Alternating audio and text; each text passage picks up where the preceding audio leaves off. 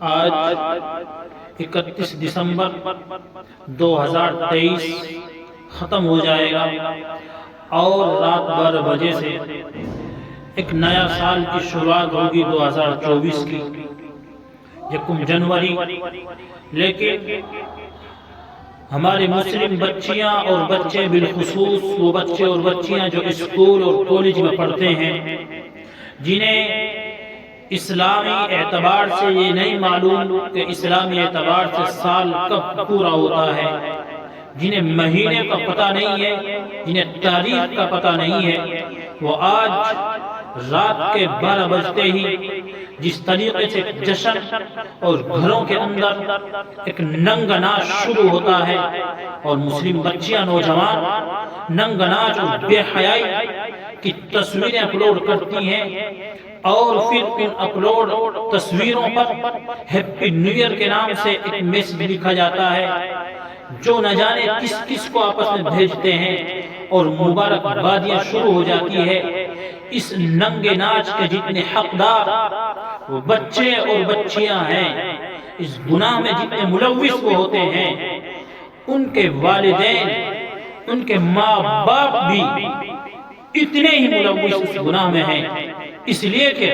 ان کے سامنے تمام چیزیں ہوتی ہیں، وہ بے حیائی اور ننگا پن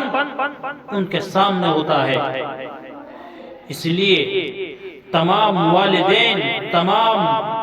ماں باپ اپنے بچوں کو یہ بات سمجھائیں کہ ہیپی نیو ایئر کا کوئی میسج نہیں دیا جائے گا، یہ کوئی نیا سال نہیں ہے۔ اگر منانا ہے تو پھر اپنی زندگی پر اتفاق کرو اور دیکھو کہ ہم نے کیا کمایا ہے، ہم نے دین میں ہم کتنے بڑے ہیں۔ ہم نے پورے سال کہیں ایسا تو نہیں گزار دیا، ہم نے اللہ کو راضی کیا نہیں کیا ہے،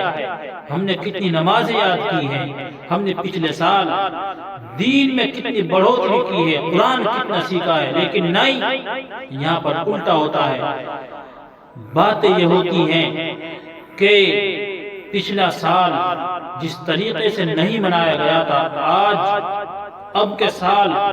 اس سے زیادہ بے حیائی اور ننگا پن کر کے دکھانا ہے، اور ماں باپ خود ملوث ہوتے ہیں۔ اس لیے میرے بھائیوں، ہمارا سال جو شروع ہوتا ہے اسلامی شاعر کے اعتبار سے، یہ بھی ہمارا سال ہے، لیکن اسلامی شاعر کے اعتبار سے، اسلامی اعتبار سے، جو شرعی اعتبار سے جو ہمارا سال شروع ہوتا ہے، محرم الحرام 1 محرم سے شروع ہوتا ہے۔ اس سال کو آپ تھوڑا تو اس سال کو یاد رکھیں، اس تاریخ کو یاد رکھیے، لیکن 1 جنوری نہیں، بلکہ ہندوستانی تہذیب اور تمدن کے اعتبار سے بھی یہ سال، ہندوستانی اعتبار سے بھی یہ سال نہیں ہے۔ اللہ ہم سب کو عمل کی توفیق عطا فرمائے۔